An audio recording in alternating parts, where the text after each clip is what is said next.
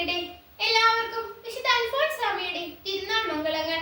July 28 ക്രൈസ്തവരായ നമ്മെ സംബന്ധിച്ചിടത്തോളം ആനന്ദത്തിന്റെയും സന്തോഷത്തിന്റെയും പുണ്യദിനം. നമ്മെ പോലെ തന്നെ ലോകത്തിലേക്ക് വന്ന് സഹനങ്ങളെ ചോദിച്ചു വാങ്ങി ഈശോയ്ക്ക് വേണ്ടി സാക്ഷ്യം വഹിച്ചവൾ. സഹനത്തിന്റെ ആ മാതൃകയെ നമുക്ക് കൂടുതൽ അടുത്തറിയാം. ഭാരതത്തിലെ പ്രഥമ വിശുദ്ധയായ വിശുദ്ധ അൽഫോൻസാമ്മ അനേകായിരങ്ങളിൽ സുവിശേഷത്തിന്റെ ആവേശം പകരാൻ, മിശിഹാനുഗ്രഹത്തിന്റെ അഗ്നി കൊളുത്താൻ പീഠത്തിന്മേൽ ഉയർത്തി വെക്കപ്പെട്ട വിളക്കാണവൾ. ജീവിത സാക്ഷ്യം കൊണ്ടും അനുകരണീയമായ മാതൃകയാണവൾ. കേരളത്തിലെ കുടമാളൂർ ഇടവകയിലെ മുറ്റത്ത് പാടത്തിൽ 1910 ഓഗസ്റ്റ് 19 അന്നക്കുട്ടി അൽഫോൻസ പൂജാതയായി. ചെറുപ്പത്തിൽ തന്നെ ഒരു കന്യാസ്ത്രീയാകണമെന്ന ആഗ്രഹം ആ കൊച്ചു മനസ്സിൽ നിറഞ്ഞിരുന്നു. യേശുവിനാൽ സന്യാസ ജീവിതത്തിലേക്ക് ആകർഷിക്കപ്പെട്ട വിശുദ്ധ അൽഫോൻസ യേശുവിനോടുകൂടി യേശുവിന് വേണ്ടി ജീവിച്ചു. കൊച്ചു ത്രേസ്യ പുണ്യവതിയോട് ചെറുപ്പത്തിൽ തന്നെ ഭക്തി ഉണ്ടായിരുന്ന വിശുദ്ധ അൽഫോൻസ കൊച്ചു കൊച്ചു കാര്യങ്ങളിലൂടെ പുണ്യവതി ആവണമെന്ന് ആഗ്രഹിച്ചു.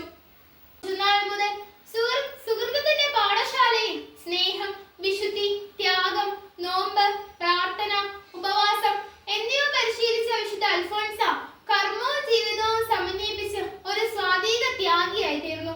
അൽഫോൻസാമ്മയുടെ പരിധിയില്ലാത്ത സ്നേഹവും പരാതിയില്ലാത്ത സഹനവുമാണ് ലോകത്തിൽ അധികം ആരും അറിയാത്ത അവളെ ദൈവം വിശുദ്ധിയുടെ പദവിയിലേക്ക് അയച്ചത്. ക്രിസ്തുവിന്റെ സ്നേഹത്തിൽ നിന്ന് ആരും നമ്മളെ വേർപെടുത്തും?